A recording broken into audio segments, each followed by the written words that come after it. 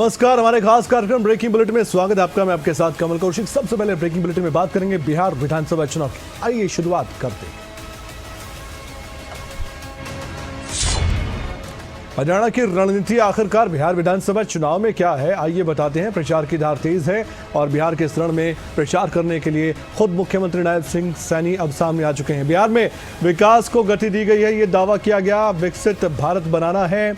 इसके अलावा कैबिनेट मंत्री विपुल गोयल को हमने देखा प्रचार में। इसके साथ ही राज्य मंत्री गौरव गौतम हो या फिर राजेश नागर हो, वो भी बिहार में जाकर प्रचार कर चुके हैं। लेकिन बिहार जाने से पहले सीएम नायब सैनी ने क्या कहा, वो जानना जरूरी है, क्योंकि उन बातों से ही ये साफ होता है कि प्रचार कैसा होगा।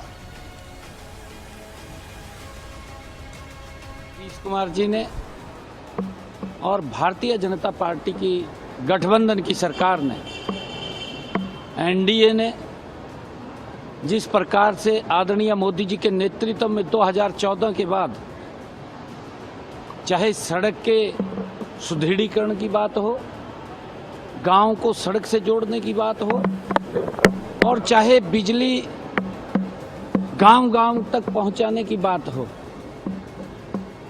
हर दृष्टि से बिहार पिछले एनडीए के शासनकाल में गति से मजबूत हुआ है।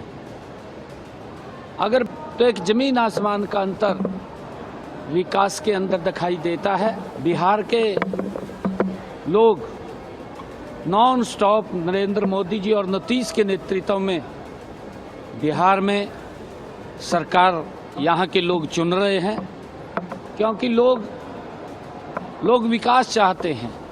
मोदी जी के नेतृत्व में हम बिहार को विकसित बिहार बनाने का काम करेंगे।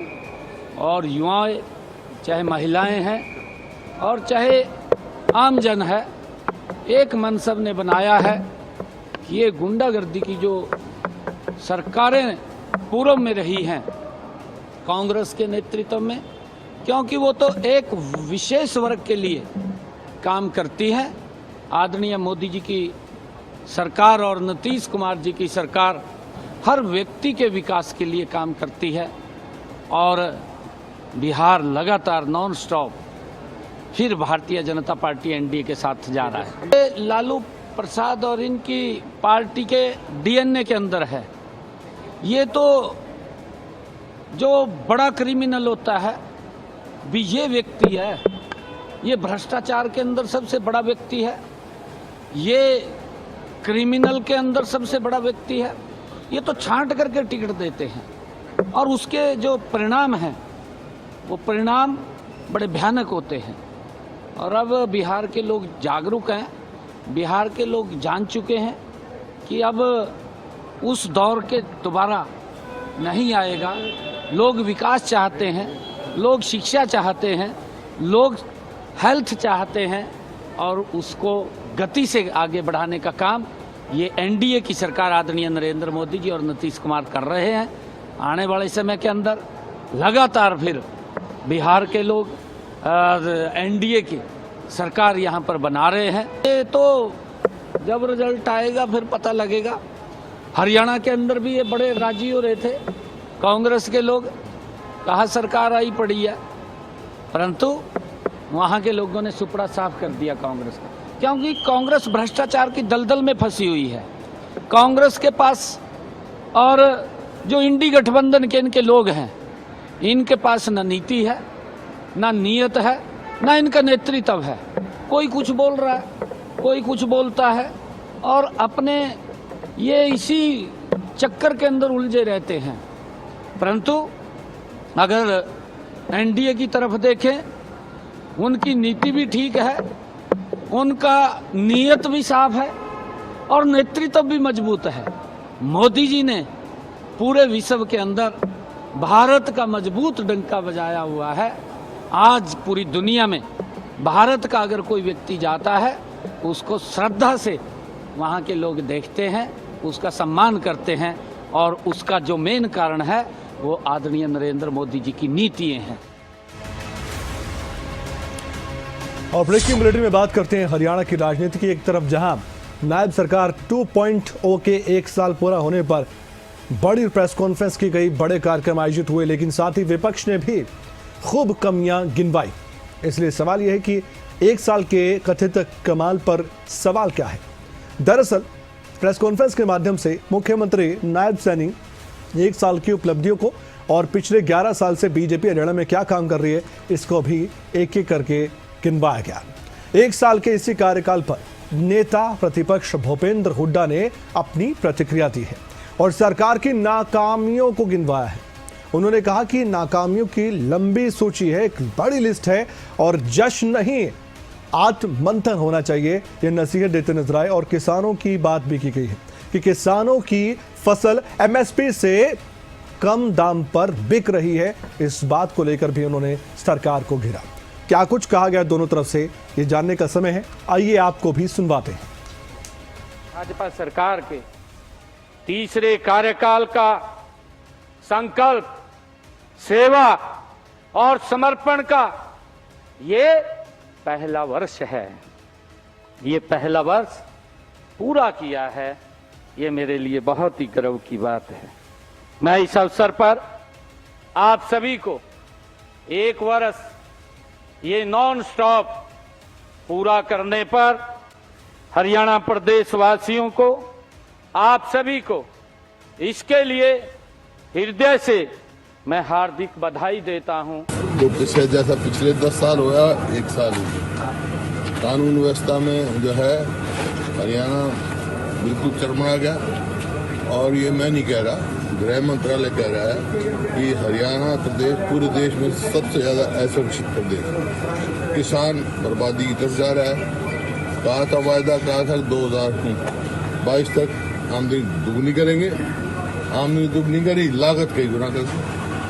खाद नहीं मिल रहा, रोज किसानों को लाठियाँ खानी पड़ती हैं खाद के लिए। और आप जो देखे हरियाणा का बिल्कुल जो एकदम जो 2014 में प्रति व्यक्ति आय में, प्रति व्यक्ति निवेश में नंबर 1 था पूरे देश में। आज 18 प्रदेशों में, ऊपरले 18 प्रदेशों में।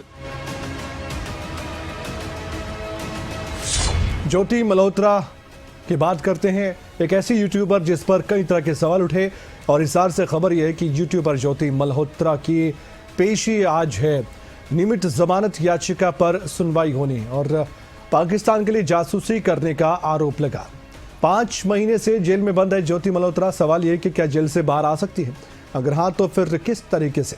ज्योति मल्होत्रा के वकील की तरफ से भी बयान आया है कि जासूसी का पुलिस के पास सबूत नहीं है, ये बात कही गई है।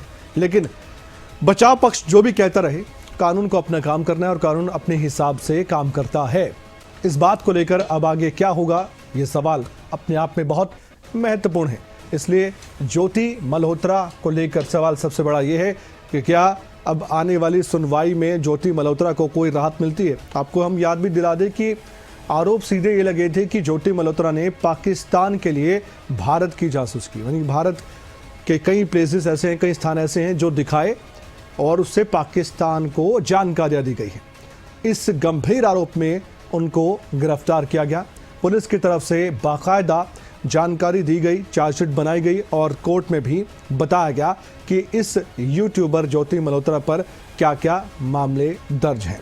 इसके अलावा ये पूरा मामला जब सामने आया था, फिर ज्योति मल्होत्रा के पिछले वीडियो खंगाले गए जिसमें एक ही तरह का पैटर्न देखा गया कि भारत की जगहों को दिखाया गया और वहाँ पर ऐसी जगह जो काफ़ी सेंसिटिव है, चाहे पहलगाम की बात करें, और फिर पाकिस्तान में जाकर उन्होंने कई कार्यक्रमों में भी शिरकत की और वहाँ के जो बड़े इंटेलिजेंस के व्यक्ति हैं और या फिर वहाँ के कोई अधिकारी है, जो जानकारी दी गई कि कहीं ना कहीं उनसे भी डायरेक्टली और इनडायरेक्टली मुलाकात चाहे कार्यक्रम में हुई है या किसी भी तरह से हुई है, ये तमाम बातें निकलकर सामने आती है। अब इनमें एक सच्चाई कितनी है तो वक्त बताएगा। फिलहाल मामला कोर्ट में है।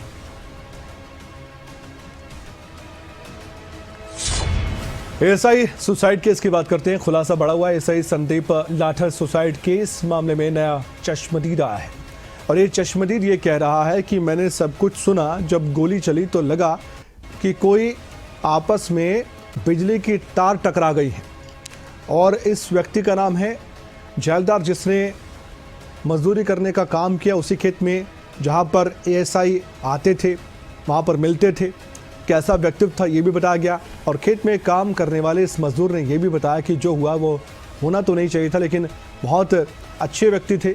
बहराइच के रहने वाले जेलदार सबसे पहले घटनास्थल पर आए, फिर ग्रामीणों को बुलाया गया, पुलिस को सूचित किया गया। ये तमाम जानकारी उसने दी है। और क्या कुछ कहा, आइए कैमरे के सामने इस चश्मदीद को लाते हैं। काम करके भाई आया था। आदमी को आते तो मैंने देखा नहीं, और जब मैं टंकी अपने तखत के ऊपर रखा तो जब आवाज़ ऊपर से आई तो हमने सोचा कि क्या पता कोई मिस्त्री होगा, क्या नाम है, कोई लाइन वाला, बिजली वाला, तो तार आपस में भिड़ गए होंगे तो पटाखा बाजा है। मैं ऊपर चढ़ा, जब चढ़ के गया देखा तो वो पाया पड़ा वहाँ पर। तो उसके बाद किसको कॉल किया आपने फिर? उसके पास कॉल किया मालिक के पास, फिर बाद में किया पुलिस के पास। मालिक भी आया, पुलिस आई, गांव की जनता भी इकट्ठा हुई। तो संदीप अक्सर यहाँ पे आते थे? रिश्तेदारी है जी, इनके मामा का ये घर है, तो मामा के घर, मामा का लड़का बुआ के घर जा सकता है, बुआ का लड़का मामा के घर आ सकता है। ना आओ भाव से उसे परेशान थे। वो आदमी सा एक नंबर गऊ। मैं लेबर आदमी हूँ भाई, ये आज तक नहीं कहा कि तू लेबर है। भाईचारा बना के रख। नशे में कार चलाना कितना भारी पड़ जाता है, एक उदाहरण मैं देता हूँ। अंबाला और जलबेहरा रोड पर एक बड़ा हादसा हुआ है। इतना बड़ा सड़क हादसा हुआ है कि नशे में धुत एक व्यक्ति ने एक के बाद एक कई कारों को टक्कर मारी। 30 से 35 वाहन ऐसे थे जिनको टक्कर मारी गई है, और फिर भी ये व्यक्ति भागता रहा, नशे की हालत में था। इस हादसे में 8 लोग घायल हुए हैं। पुलिस की तरफ से जो जानकारी दी गई उसके मुताबिक मैं आपको बता रहा हूं, और 16 साल का एक नाबालिग, इसकी हालत बहुत गंभीर है। और आप सोचिए त्योहार के इन दिनों में उस नाबालिग के साथ क्या हुआ। पंजाब का रहने वाला ये आरोपी बताया गया है। पुलिस ने इस आरोपी के खिलाफ मामला दर्ज कर कार्रवाई शुरू कर दी है और इसे गिरफ्तार भी किया गया है।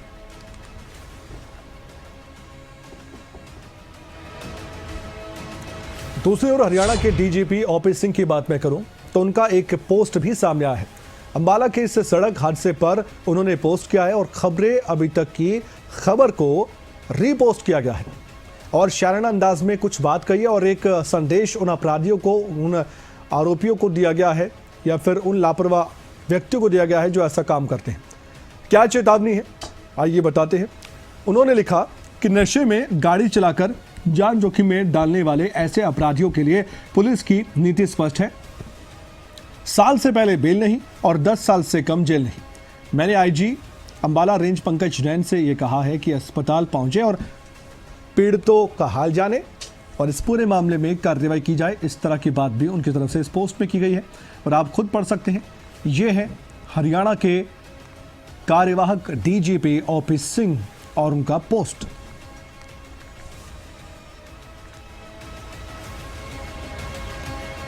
देखिए, कानून का पालन तो करना होगा, ये बात पुलिस भी कहती है और ये बात होनी भी चाहिए। एक और खबर मैं आपके सामने रख रहा हूं। दरअसल लॉ एंड ऑर्डर मेंटेन करने पर अब बड़ी बैठकें हो रही हैं। हरियाणा के नए डीजीपी ओपी सिंह की तरफ से साफ निर्देश दिए गए हैं कि हमें अपने कर्तव्य को निभाते हुए अपने काम में थोड़ा बदलाव करना पड़ेगा। उन्होंने अधिकारियों से और पुलिस कर्मियों से भी एक अपील की है, निर्देश भी दिए हैं। पत्र जारी करके डीजीपी ओपी सिंह ने ये आदेश दिए हैं कि प्रोटेस्ट क्राउड मैनेजमेंट पर आदेश में देता हूं कि शॉर्ट टर्म कोर्स आप जरूर तैयार करें। डीजीपी ओपी सिंह की तरफ से कहा गया कि प्रॉब्लम सॉल्विंग हमारा काम होना चाहिए, अप्रोच इसी तरह की रखें आप। और पुलिसकर्मी जो अपना काम कर रहे हैं वो भी इसको समझे। खेल कूद के जरिए हमें क्राउड होस्टिंग करना होगा और पब्लिक डीलिंग की बात की गई है कि बदजुबानी बिल्कुल ना करें। इससे आप जितना बच सके ज़रूर बचें। आपके अंदर गुस्सा है, आपके अंदर काम करना है, आपको ये अनुभव है। पुलिस का काम है कि पब्लिक को संतुष्ट करना, ना कि उनसे बदजुबानी करना। कई बार देखा जाता है कि पुलिसकर्मी, ज़्यादातर नहीं लेकिन कुछ पुलिसकर्मी अपना आपा तक खो बैठते हैं और जो पब्लिक पहले ही समस्या से घिरी होती है, परेशान रहती है, उनको न्याय चाहिए होता है, उन्हीं पब्लिक को, उन्हीं लोगों को कुछ पुलिसकर्मी बुरी तरह से डांटते हैं। ये बहुत बार देखने को मिलता है और ये पुलिस महकमे के अधिकारी कर्मचारी भी सहमत होंगे इस बात से, खुद डीजीपी सहमत है। इसलिए हम कह रहे हैं कि खुद पत्र लिखकर नए डीजीपी ओपी सिंह को ये कहना पड़ा कि आप ये बदजुबानी ना करें, कुछ निर्देश दिए गए हैं, पब्लिक सॉल्विंग ये काम करें, आप इस तरह के अप्रोच रखें, पब्लिक डीलिंग करना आना चाहिए, और इस पत्र का असर क्या होगा ये वक्त बताएगा। और ट्रेन में भीषण आग लगी है, ये पूरा मामला है पंजाब का, जहां पर सरसा गरीब रथ ट्रेन में अचानक से आग लगी।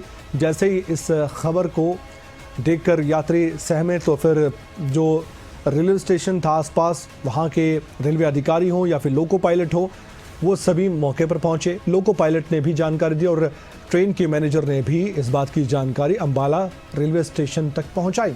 सरहिंद स्टेशन है, बिल्कुल अंबाला के नज़दीक है, ज़्यादा दूर नहीं है, और यहाँ पर यह हादसा हुआ है। गरीब रथ ट्रेन के एसी कोच में आग लगी। हालांकि यहाँ पर ठहराव इस ट्रेन का नहीं है, लेकिन जैसे ही धुआं उठने लगा तो यात्रियों ने ट्रेन को रुकवाया, यानी कि चेन खींची ट्रेन को रोकने के लिए। उसके बाद ये ट्रेन रुकी, धुआं ही धुआं नजर आया।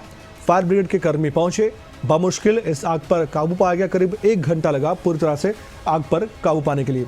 2 कोच ऐसे थे, एक तो कोच बिल्कुल राख हो गया जलकर, लेकिन दूसरे कोच में भी नुकसान हुआ। इसके बाद इस गरीब रथ ट्रेन के इन 2 कोच को अलग करके इस ट्रेन को अंबाला रवाना किया गया। वहां पर नए कोच लगाने की तैयारी थी, ऐसी जानकारी मिली थी।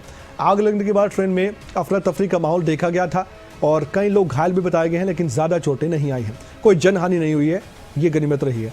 वजह क्या रही? शॉर्ट सर्किट बताया गया, क्योंकि एसी कोच थे, काफ़ी ज़्यादा वहाँ पर इलेक्ट्रॉनिक आइटम्स भी होते हैं, इलेक्ट्रिक सामान भी होता है और इलेक्ट्रिकली भी अटैच होते हैं कोच। कई बार शॉर्ट सर्किट की वजह से ऐसे हादसे होते हैं। हालांकि ये ज़रूर एक जांच का विषय होना चाहिए। तस्वीर आपके सामने है, लुधियाना से दिल्ली आ रही थी ये ट्रेन और दमकल विभाग के जो कर्मी थे वो तत्परता के साथ मौके पर पहुंचे। पुलिस अपना काम कर रही है, रेलवे पुलिस अपना काम कर रही है।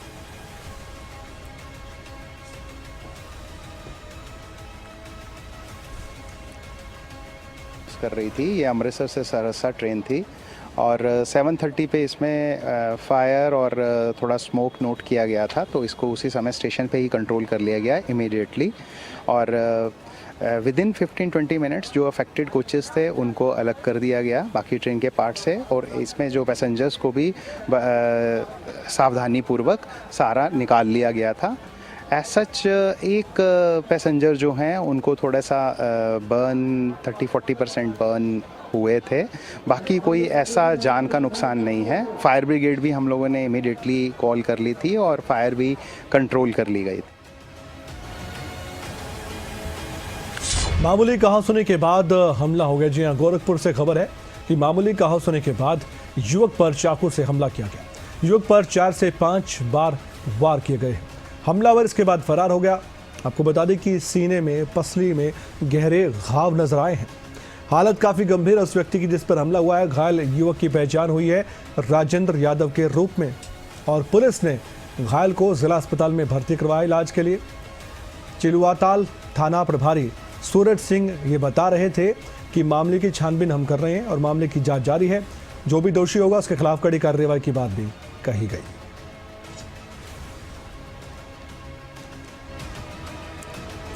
मौत का करंट। जी हां, पानीपत में किसान की मौत हो गई है। करंट लगने से किसान ने अपनी जान गंवा दी। फसल बिजाई करते वक्त यह हादसा हुआ है।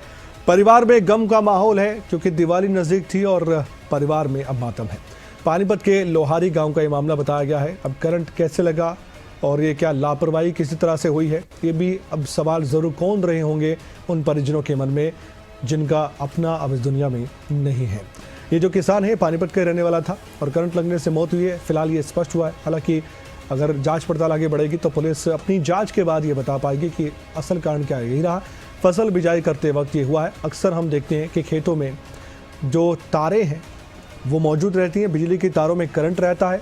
कई बार किसान नंगे पैर होते हैं, अपना काम करते हैं और जब भी इस करंट की चपेट में आते हैं तो फिर बड़ा नुकसान उठाना पड़ता है, जैसे कि यहाँ भी एक किसान ने अपनी जान तक गंवा दी।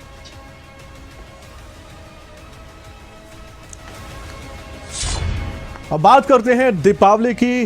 अब कल के बाद परसों आप पटाखे ज़रूर चलाएंगे। सबका मन होता है, जो दिवाली मनाता है उसको लगता है कि पटाखे के बिना दिवाली अधूरी है। लेकिन मैं आपको बता दूं कि पटाखे जो दिल्ली एनसीआर में चला रहा है उनके लिए शर्त बड़ी है। वैसे तो सबको ग्रीन पटाखे ही चलानी चाहिए, एनवायरनमेंट हम सबका है और ये साझा है, सबको सांस लेनी है इसी एनवायरनमेंट में। पटाखों पर प्रतिबंध की बात जो सामने आई थी, इसमें अब शर्तों में ढील दी गई है।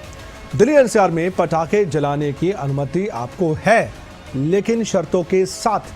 ब्रेकिंग बुलेटिन में मैं इसलिए आपको बता रहा हूँ ये जानकारी, क्योंकि कल को अगर पुलिस के मुलाजिम, अधिकारी, कर्मचारी आपके पास आएँ और फिर आपको कहें कि पटाखे नहीं चला सकते आप, तो आप इन शर्तों को बता सकते हैं, लेकिन उन शर्तों को ना माना गया तो आप पर कार्रवाई भी हो सकती है। इसलिए इन बातों को ध्यान से सुनिएगा। ग्रीन पटाखे आप जला सकते हैं, इसमें कोई शक की बात नहीं है, लेकिन सीमित मात्रा में।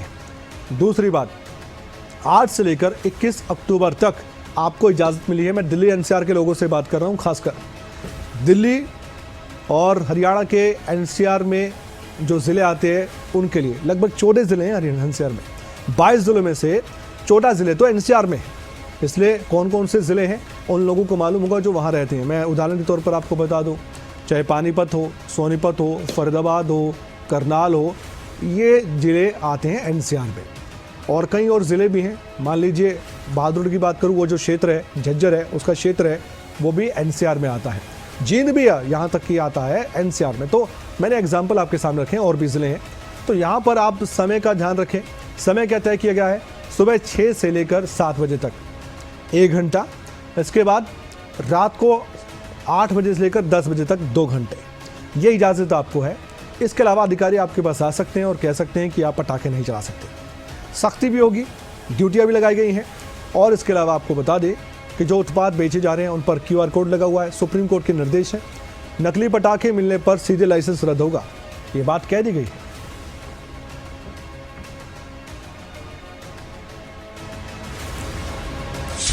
अब त्योहारों के कुछ साइड इफेक्ट होते हैं। त्योहार हमें खुशी देते हैं, लेकिन जाम की स्थिति होती है और भी थोड़ी असुविधा का सामना करना पड़ता है। ट्रेन में भीड़ नज़र आती है, बसों में बुकिंग करवानी पड़ती है, सब कुछ होता है। दिवाली से पहले इस बार भी ऐसे हो रहा है, खासकर गुड़गांव दिल्ली की बात करूं, क्योंकि वीकेंड कल ख़त्म हुआ है। लोग कल भी जा रहे थे, कल भी जाम था।